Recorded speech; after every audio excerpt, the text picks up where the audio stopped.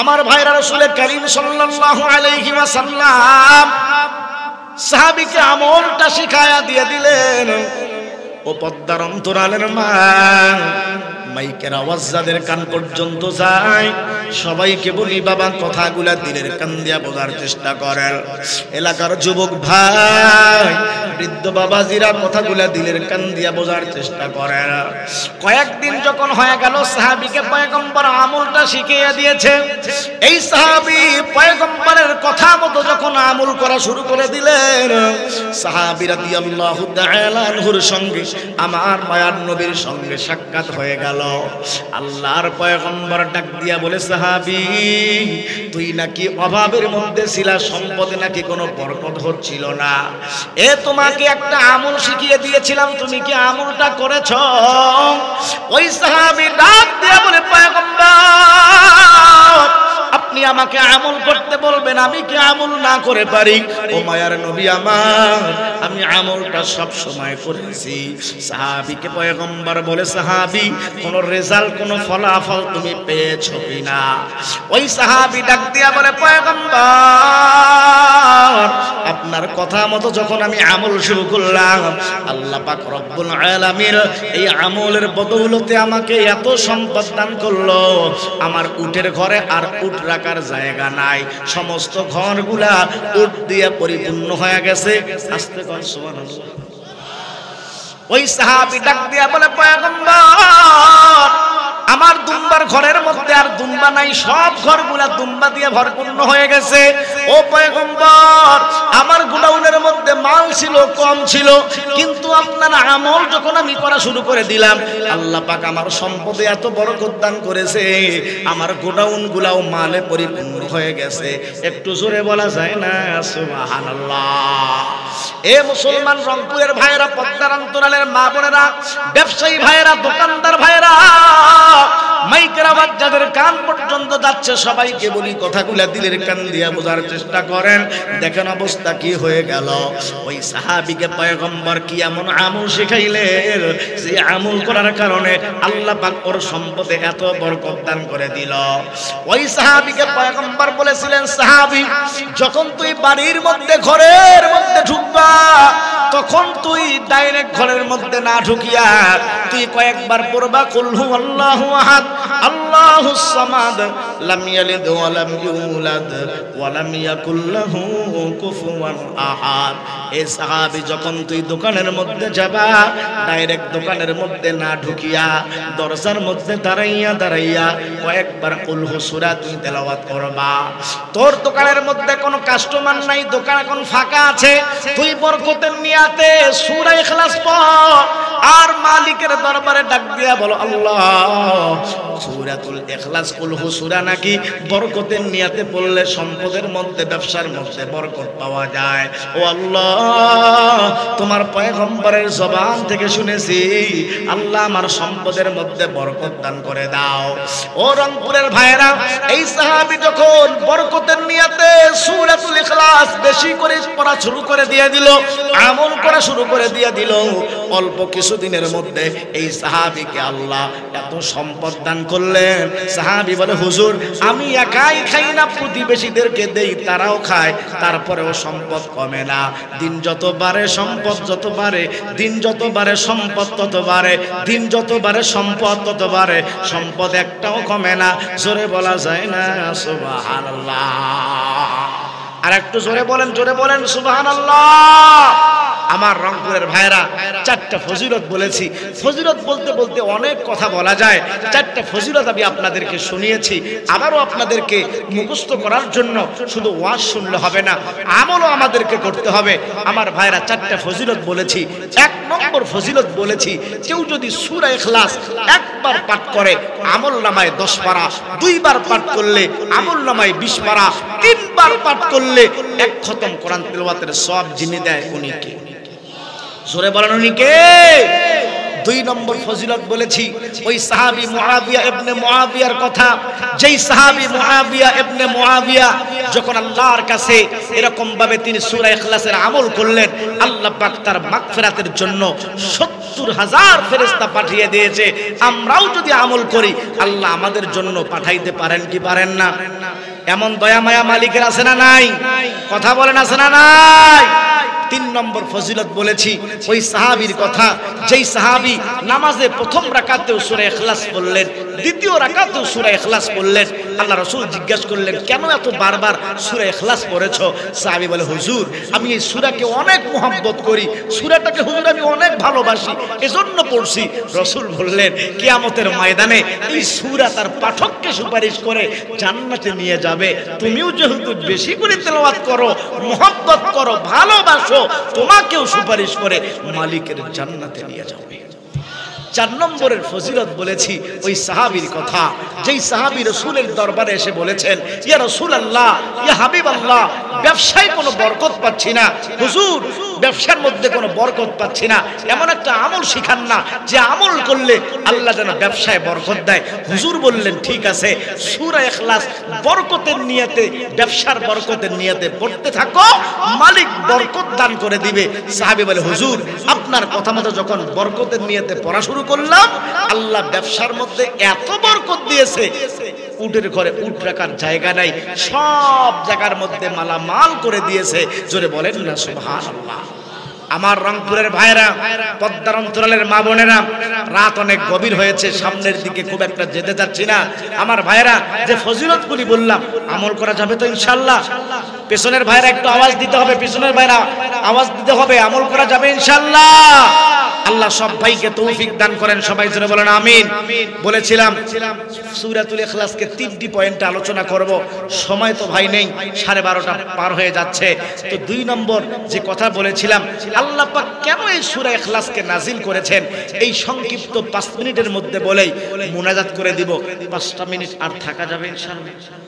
পিছনের ভাইয়ের আওয়াজ দেন, সামনেরা যাবে না। পিছনের ভাইদেরকে নিয়ে আমার সব সময় ভয় হয়, কারণ পিছনের ভাইরা একটু আগে আগে যায়, সামনের ভাইরা একটু পরে যায়। পিছনের ভাইরা একটু আওয়াজ দেন তো, পিছনে যারা আছেন। আর 5-10 মিনিট থাকা যাবে ইনশাআল্লাহ? থাকা যাবে ইনশাআল্লাহ? আল্লাহ সবাইকে তৌফিক দান করেন, সবাই জোরে বলেন আমিন। আসুন আমরা শুনি এই সূরা ইখলাসকে আল্লাহ পাক কেন নাজিল করেছেন। তাফসীর হয়তো আজকে আর করতে পারবো না, সময় যেহেতু একেবারেই সংক্ষিপ্ত, রাত অনেক হয়েছে। আসুন আমরা 2-1 মিনিটের মধ্যে জেনে নেই কেন আল্লাহ তাআলা এই সূরা ইখলাসটাকে নাজিল করলেন। আমার ভাইরা, তাফসীরের কিতাবের মধ্যে এর শানে নুজুল 2টি আছে। সময়ের সংক্ষিপ্ততার কারণে 2টি বলতে পারছি না, একটা বলছি আপনাদেরকে।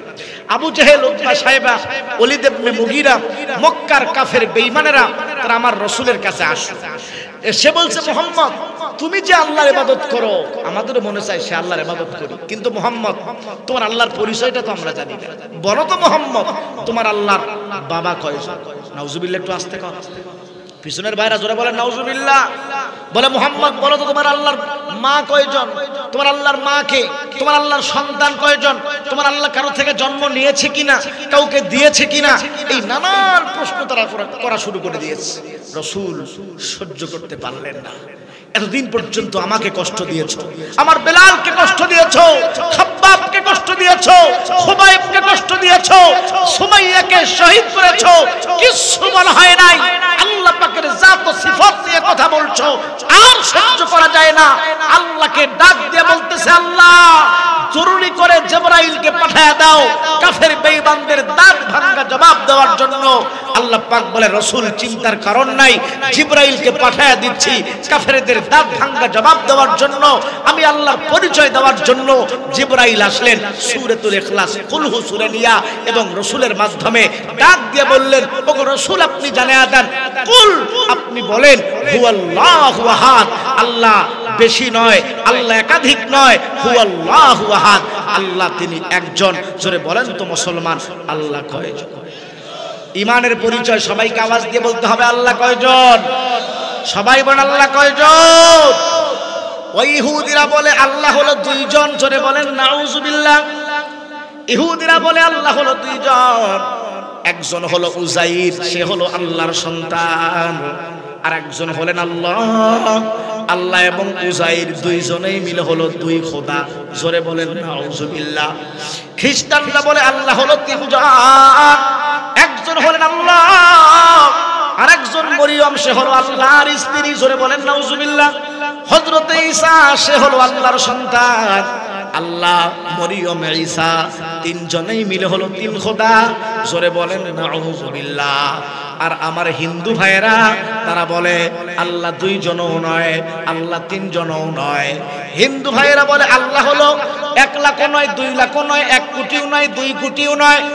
তাহলে আল্লাহ কয়জন? হিন্দুরা বলে 33 কোটি দেবতা, সবগুলাই হলো আল্লাহ। চিৎকার দিয়া বলেন না নাউজুবিল্লাহ। আল্লাহ পাক সূরাতুল ইখলাস নাজিল করে ডাক দিয়া বলে পয়গম্বর কুল, আপনি বলে দেন হুয়াল্লাহু আহাদ, আল্লাহ দুইজনও নয় যেরকম ইহুদিরা বলে, আল্লাহ তিনজনও নয় যেরকম খ্রিস্টানরা বলে। 33 কোটি দেবতা, কেউ আল্লাহ নয়। ও নবী, আপনি জানায়া দেন হুয়াল্লাহু আহাদ। জোরে বলেন তো আল্লাহ কয়জন? আর একটু গলার আওয়াজ উঁচু করে বলো মুসলমান, আমার আল্লাহ কয়জন? হুয়াল্লাহু আহাদ, আল্লাহ একজন। এটাই তো হলো কালেমা লা ইলাহা ইল্লাল্লাহ। এক আল্লাহ ছাড়া অন্য কোনো মাবুদ নাই। এই রংপুরের মুসলমান ইমানদার যুবক, আল্লাহর গোলাম, এই লা ইলাহা ইল্লাল্লাহ এই কালেমা উদ্দিন করার জন্যই তো, এই কালেমা লা ইলাহা ইল্লাল্লাহ মুহাম্মাদুর রাসূলুল্লাহ প্রতিষ্ঠা করার জন্যই তো আমার মায়ার নবী মুহাম্মাদুর রাসূলুল্লাহ উহুদের ময়দানে দান মুবারক শহীদ করেছেন। কথা বলেন ঠিক কিনা? এই কালেমা লা ইলাহা ইল্লাল্লাহ প্রতিষ্ঠার জন্য ওই রাসূলের চাচা হযরতে আমির হামজা ওই উহুদের ময়দানে তিনি শাহাদাত বরণ করেছেন। ও মুসলমান ইমানদার আল্লাহর গোলাম, ও পর্দার অন্তরালের মা, আমি আলোচনার এক পর্যায়ে শেষ পর্যায়ে চলে আসছি রে মা। আমার ভাইরা কথাগুলা দিলের কান দিয়া বোঝে। আমার মায়ার নবী মুহাম্মদুর রাসূলুল্লাহকে ডাক দিয়া বলা হলো, ইয়া রাসূলুল্লাহ, আপনার চাচা আমির হামজাকে ওই কাফের বেঈমানের দল এমন ভাবে ক্ষত বিক্ষত করেছে, আমির হামজার চোখগুলা তারা উপড়িয়ে নিয়েছে। ওই আপনার চাচা আমির হামজার কানগুলা কাফের বেঈমানরা কেটে ফেলেছে। আমির হামজার শরীরটা ক্ষত বিক্ষত করেছে ওই কাফের বেঈমানের দল। বলে শুধু কি তাই বলে না, হযরতে আমির হামজার বুকটা ছিঁড়ে কলিজাটা বের করে চিবিয়ে চিবিয়ে খেয়েছে। জোরে বলা যায় না নাউজুবিল্লাহ। ও মুসলমান, আমার মায়ার নবী আর সহ্য করতে পারলেন না। যেই চাচা আমাকে এত মোহাব্বত করে, এত ভালোবাসে, সেই চাচাকে কাফের বেঈমানেরা এই রকম ভাবে কষ্ট দিয়ে দিল। কারণ পয়গম্বর ভালো করেই জানে হযরতে হামজা পয়গম্বরকে কত মোহাব্বত করত, কত ভালোবাসত। রংপুরের মুসলমান ইমানদার যুবক, আল্লাহর গোলাম, ও পর্দার অন্তরালের মা, কথাগুলা দিলের কান দিয়া বুঝে। আমার মায়ার নবী পাহাড়িয়া পথ দিয়ে, আঁকা বাঁকা পথ দিয়া, রাস্তা দিয়া যাইতেছে। ওই দুষ্ট আবু জেহেল আমার মায়ার নবীকে একাই পাইয়া গলার মধ্যে গামছা লাগায়া আমার মায়ার নবীকে এমন ভাবে টানা হাসরা শুরু করে দিয়েছে। আমার মায়ার নবী ডাক দিয়া বলে, চাচা, আজকে আমার বাবা আব্দুল্লাহ নাই, আমি মুহাম্মদ বড় ইতিম, এই জন্য আপনি আমার গলার মধ্যে গামছা লাগায়া আপনি আমাকে এত কষ্ট দিতেছেন চাচা। ও চাচা, আজকে যদি আমার বাবা আব্দুল্লাহ থাকতো, আমার মা আমেনা যদি থাকতো, তাহলে আপনি তো আমাকে এত কষ্ট দিতে পারতেন না রে চাচা। আমার মায়ার নবী এই কথাগুলা বলতেছে আর সামনের দিকে চাইতেছে। হঠাৎ করে হযরতে আমির হামজা রাদিয়াল্লাহু তাআলা আনহার সঙ্গে আমার মায়ার নবীর সাক্ষাৎ হয়ে গেল। ডাক দিয়া বলে, চাচা, ওই দুষ্ট আবু জেহেল আমাকে একাই পাইয়া গলার মধ্যে গামছা লাগাইয়া আমাকে মারছে। এই রংপুর এলাকার যুবক ভাই, পদ্মার অন্তরালের মা, বৃদ্ধ বাবাজিরা কথাগুলো দিনের কান দিয়া বোঝার চেষ্টা করেন। হযরতে আমির হামজা ততক্ষণ পর্যন্ত ইসলাম ধর্ম গ্রহণ করেন নাই। হযরতে আমির হামজা ডাক দিয়া বলে, বেটা মুহাম্মদ, ওই আবু জেহেল তোকে একাই পাইয়া মারছে, এখনো পর্যন্ত আমরা চাচা দুনিয়ার মধ্যে বেঁচে আছি বাবা। ঠিক আছে, যে আবু জেহেল তোকে এত মারছে, এ বেটা মুহাম্মদ চিন্তার কোনো কারণ নাই, টেনশনের কোনো কারণ নাই, ওই আবু জেহেলকে আমি অবশ্যই শাস্তি দিয়া দিব। হযরতে আমির হামজা তীর আর ধনুক নিয়ে ওই আবু জেহেলের বাড়ির মধ্যে চলে গেল। ডাক দিয়া বলে, আবু জেহেল বাড়ির মধ্যে আসো। বলে, আসি, কি হয়েছে? বলে, তুই নাকি আমার ভাতিজা মুহাম্মদকে মারছো। আমার ভাতিজা মুহাম্মদ মুরতি, ওর দুনিয়ার মধ্যে মা নাই, বাবা নাই, এই জন্য তুই কি ওকে মারবা? আবু জেহেল, খবরদার, সামনে আর যদি মুহাম্মদের গায়ে হাত উঠাও, আমি আমির হামজা থাকতে এটা কখনোই হবে না। হযরতে আমির হামজা তীর আর ধনুক দিয়ে আবু জেহেলের মাথার মধ্যে এমন ভাবে বাড়ি মেরেছে, আবু জেহেলের মাথাটা ফাটিয়ে দিয়েছে। ও মুসলমানি বান্দার, আল্লাহর গোলাম, এ পদ্মের অন্তরালের মা, এলাকার যুবক ভাই, কথাগুলা দির কান দিয়া বোঝার চেষ্টা করো। দেখো অবস্থাটা কি হয়ে গেল। হযরতে আমির হামজা আমার মায়ার নবী মুহাম্মদুর রাসূলুল্লাহর দরবারে আসলেন। ডাক দিয়া বলে, বেটা মুহাম্মদ, সেই আবু জেহেল তোরে মারছে, দেখ আমি সেই আবু জেহেলের মাথাটা ফাটিয়ে দিয়েছি বাবা। আমার মায়ার নবী মুহাম্মদুর রাসূলুল্লাহ ডাক দিয়া বলে, চাচা, আপনি আবু জেহেলকে মাথা ফাটাবেন, তাকে আপনি প্রতিশোধ নেবেন। ও চাচা, এটা তো আমি বেশি খুশি হতে পারি নাই।